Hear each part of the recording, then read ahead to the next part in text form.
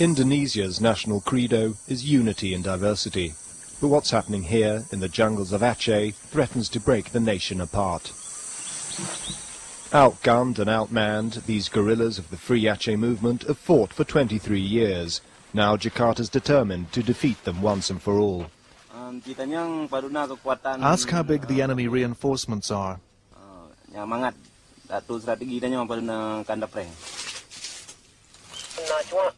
Do we have informers among the soldiers? There are 3. Their names are X, Y, and Z. Pass the word to Kamal Bati that we will strike together.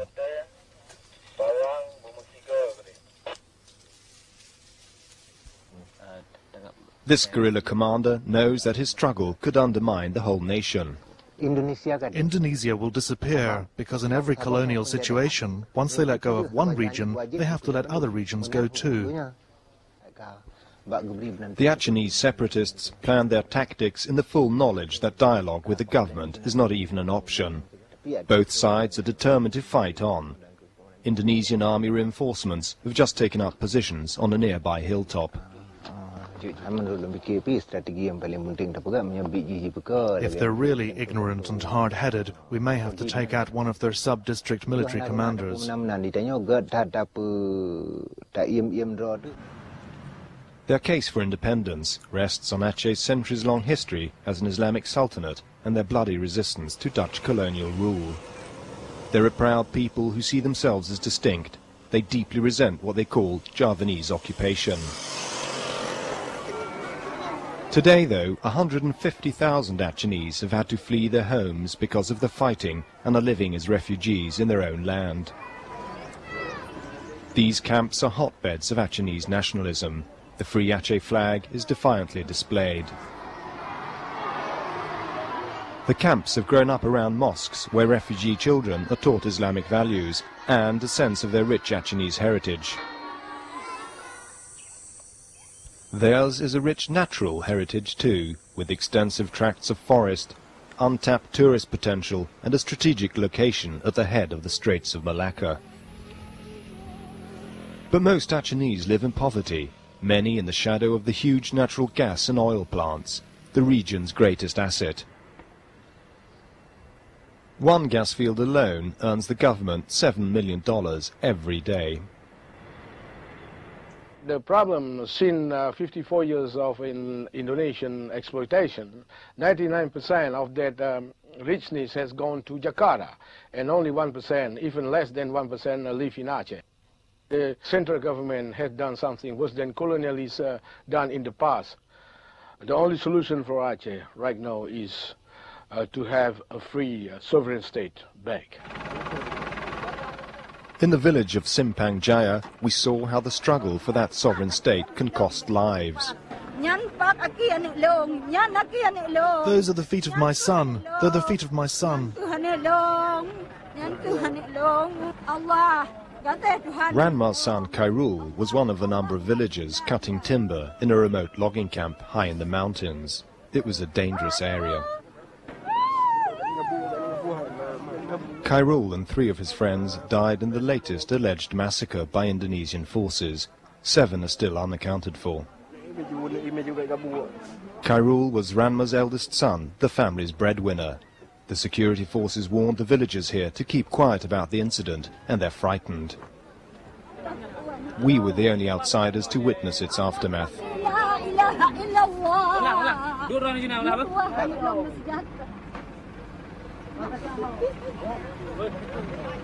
But the search party found some survivors. Some were too badly wounded to talk, but another was keen to tell us his story. Those who shot us were soldiers. Why they shot at us, I don't know. My friend lay dead. I was lying on the ground as if mortally wounded. I made groaning noises. Then silence, no more gunshots. In Aceh, it's the police force that's in charge of counterinsurgency. So he went to their regional headquarters to find out their version of what happened to Khairul and his friends. We had an appointment to see the police chief, but were fobbed off with a captain. We asked him about the alleged human rights abuses and to explain police tactics. Another question. So we asked him a general question about how the police work in this region.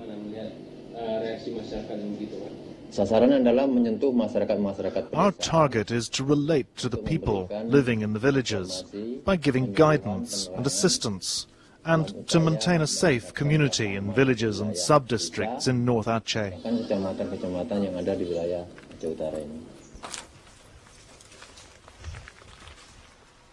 The patrol from the elite mobile police brigade which we followed was reacting to a tip-off. Most of these men aren't even from here. They're fighting an invisible enemy in hostile territory and seem terrified, and justifiably so. Many police have been killed this year.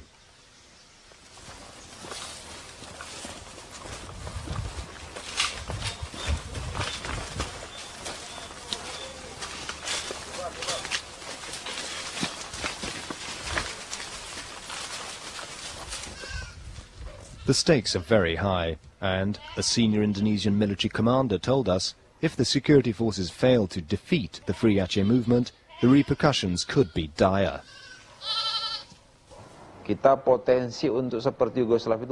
Potentially, we could end up just like Yugoslavia. We too consist of a variety of races, and it's entirely possible that we could end up like them. We have to be very, very wary of disintegration or breakup. So we have to keep Indonesia united so that it doesn't end up like Yugoslavia. Over the past few months, the conflict here has intensified. The security forces are finding it harder and harder to keep the separatists at bay. Rarely a day goes by without more shootings and killings. On the Trans-Sumatran Highway, just outside Aceh's main industrial city, Lok Sumawe, we came across a police roadblock. The police on the scene were in an agitated state. They said men on motorbikes had ambushed this vehicle, killing a local police chief and his assistant, and leaving 4 others injured.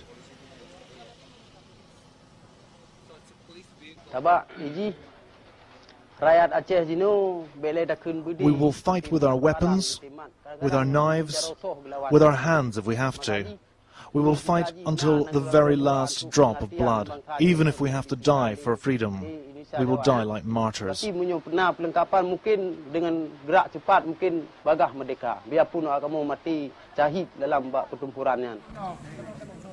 Kandang is one of the core group of guerrilla hardliners trained in Libya during the 1980s. Held in awe by local villagers, he's at the top of the government's wanted list. It's the first time he's ever been interviewed. When we take control of our country, we will sweep out all Indonesian military and chase out all civil servants. As to people who worked and collaborated with the government, we will chase all of them out as well, not just the Javanese and Indonesian troops. Amidst the worsening conflict, a small group of lawyers is investigating human rights abuses committed in Aceh. Muhammad Saleh works with the government-funded Legal Aid Foundation. It's dangerous work. These lawyers are constantly being threatened. It was a week before they'd risk going to the village of Simpang Jaya to investigate the deaths of Khairul Umuri and the other loggers. Up until now, not one of these cases has been solved, and with all the human rights abuses that have been committed, a lot of people have died meaninglessly. Despite his fears and the Legal Aid Foundation's uphill struggle, Muhammad Saleh wants to find out whether Khairul's mother, Ranma, is prepared to press charges. Up in their home, a few kilometers beyond Simpang Jaya, villagers have gathered for the wake.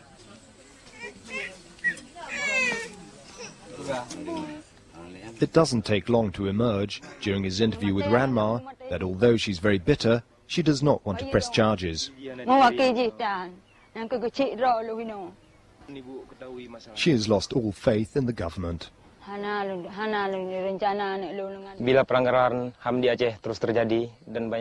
If human rights abuses in Aceh continue, leading to more killings, then the families who've been bereaved will certainly be driven to support the Free Aceh movement. It's been very painful for the families who've suffered these abuses.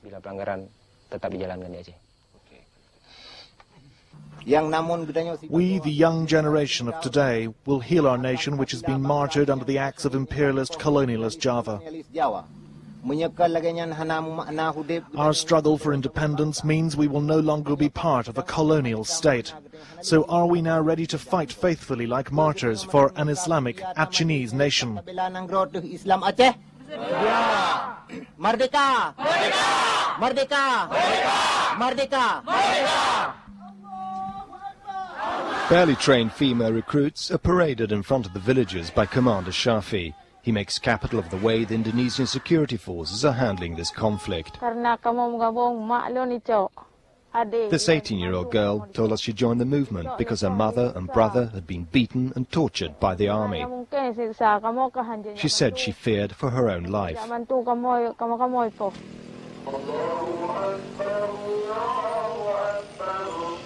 The separatists say they'll accept nothing less than full independence. The government has firmly stated that it will never let go of Aceh. Unlike East Timor, it just can't afford to, economically or politically.